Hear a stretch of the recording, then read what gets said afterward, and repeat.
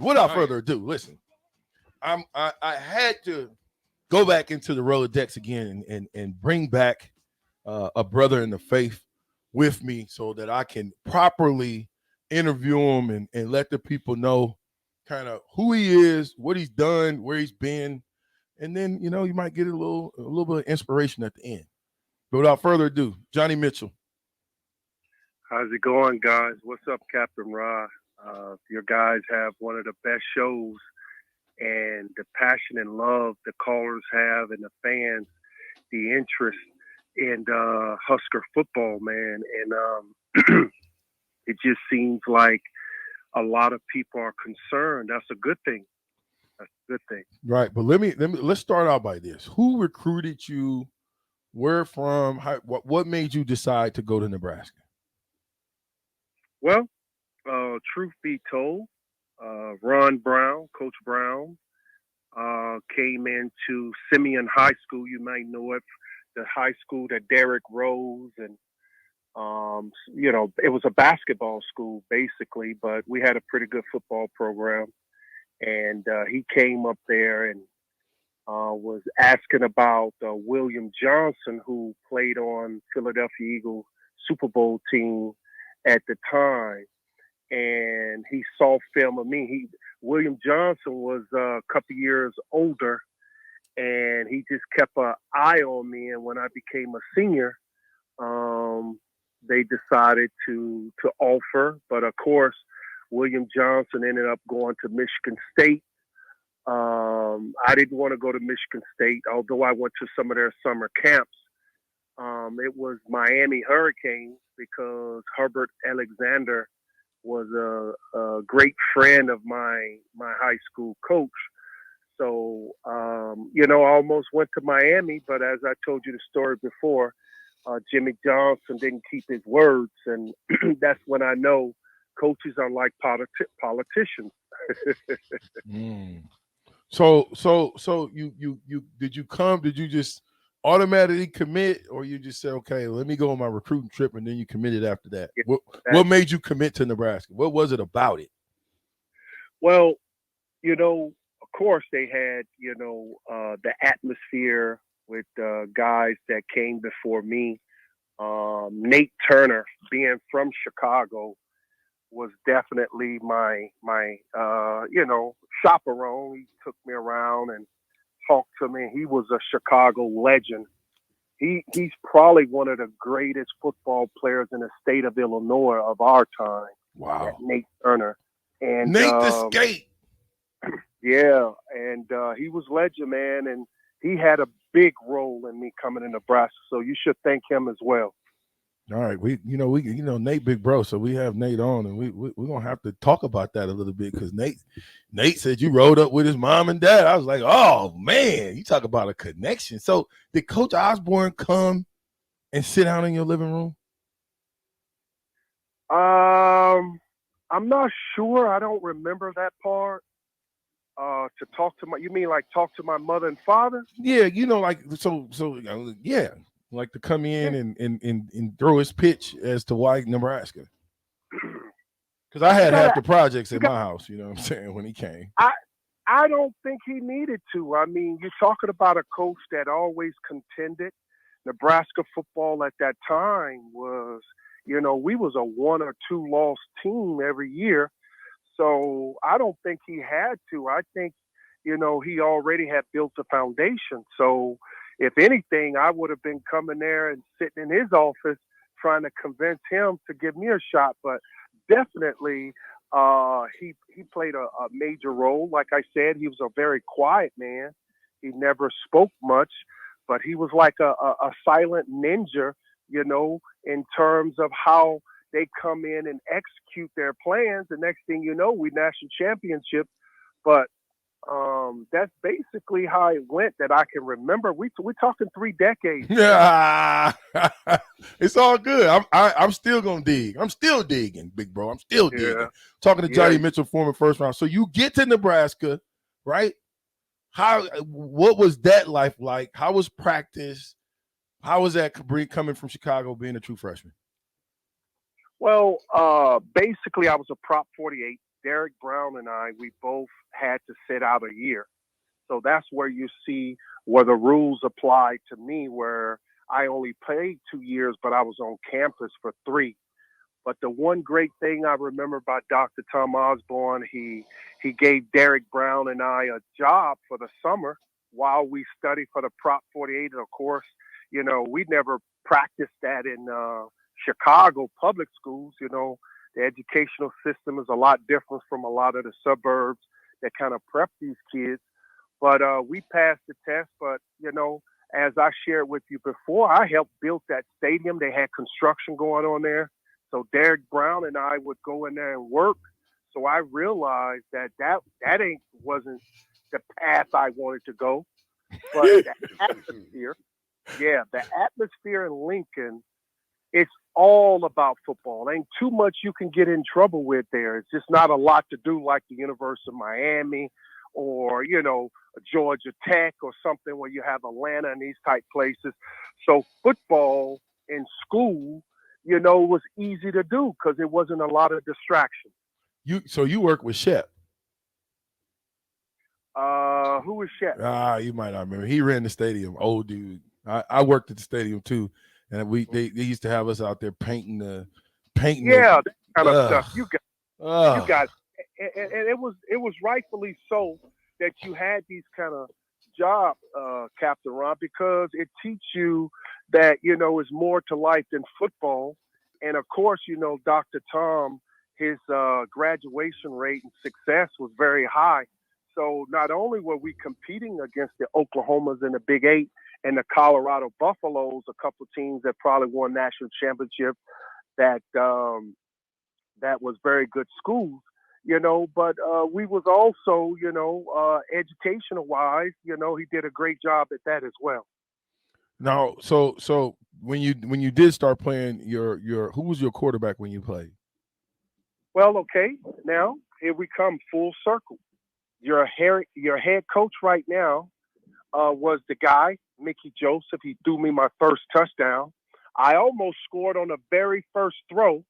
I remember going into Dr. Tom's office and telling him I wanted to play defense because I was a better defensive player than offense. I played edge and linebacker, and I tried to convince him because I knew on defense I was fast, I was strong, and I could get to the quarterback. So I can pretty much be like a Lawrence Taylor where you just go and dominate on defense because all it takes is just heart and effort. But Dr. Tom, they had me stuck about the 14th position at tight end because he believes in seniority. That was just his thing, and rightfully so, because guys been there for years and paid their dues.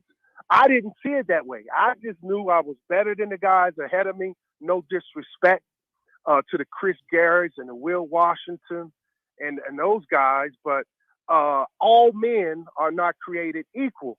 And some people just got a little bit more than others in that particular field. It happens to be football.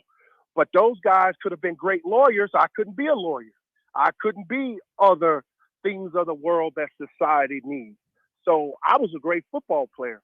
And you just could not stop me because my determination and will and my God-given ability, I could catch a football behind my back. As I told you, I can throw 70 yards each hand. I could have played quarterback. I played quarterback in high school. I should have been any position they could put me in, I could play it. And that's just the way I was gifted. But sometimes the gift could be the curse.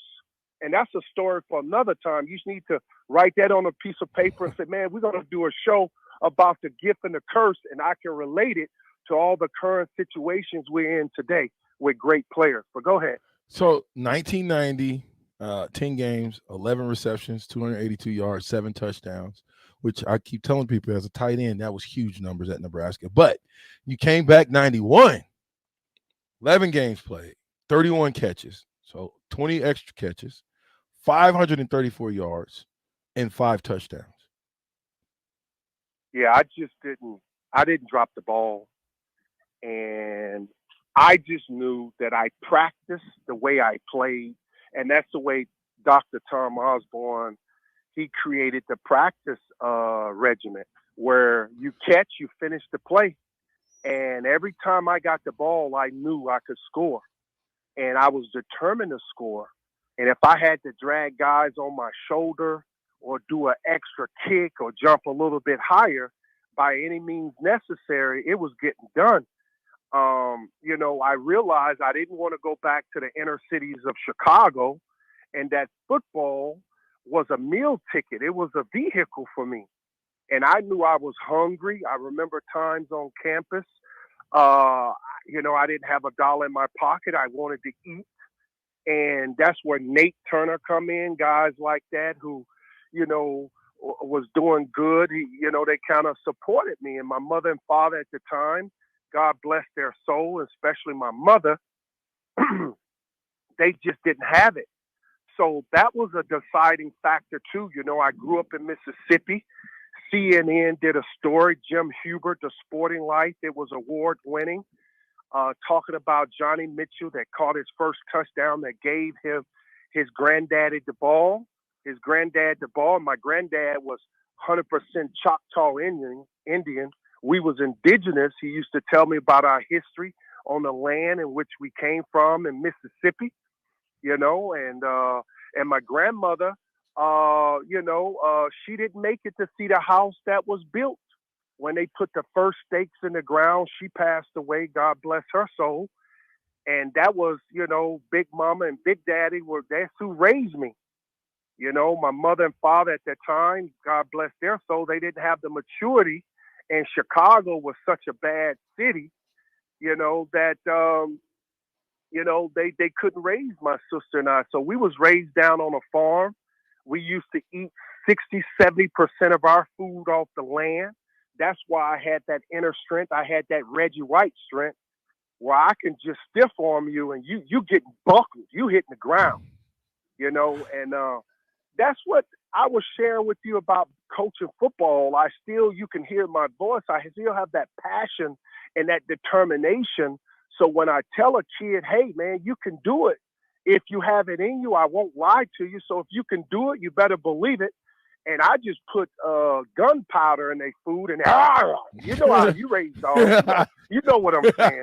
And you got to get that dog. I need to put a little gunpowder in their food, put some habaneros and some that's right. Some ghost peppers. But okay, so like I want people to understand, okay, because Johnny was the first freshman from Nebraska to make the All Big 8 first team at that point since 1946. Did you know that stat? Well, no, I never knew that, but I do know that God don't make mistakes, and I want to just share with you about Chief Jackson. He took me under. He was an Oklahoma tight end that taught me how to play the position. He said, man, I'm going to kind of teach you some of the secrets about playing the position. That's why I said, if I can't coach tight ends, then what are we doing here? That's why I said I had a PhD in master, because I know all the secrets.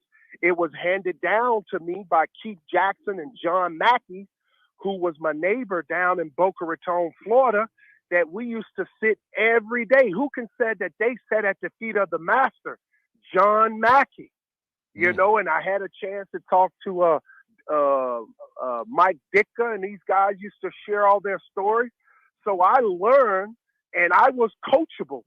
And I learned the position from other greats who was pass catching, Shannon Sharp, these guys. So, hey, man, listen, when I tell you being coach, I can just keep naming great tight ends, Brent Jones and these guys, and they'll share with you certain things you had questioned. I don't know if they do that anymore. But anyway, get back to your question. I don't want to rant off. I listen, all that stuff is good, but okay, so, and growing up in Nebraska, we hear this stuff, we see it. I watched all this stuff take place, but to talk to you now about it and get it from the horse's mouth is so much better.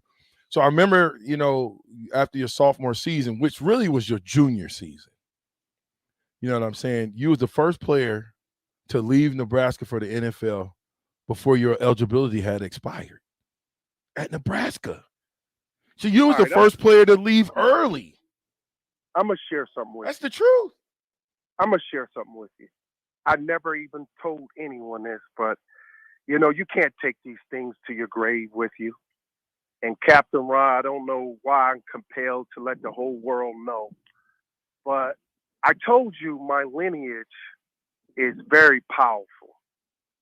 And right now in my house, it has traveled with me around the world.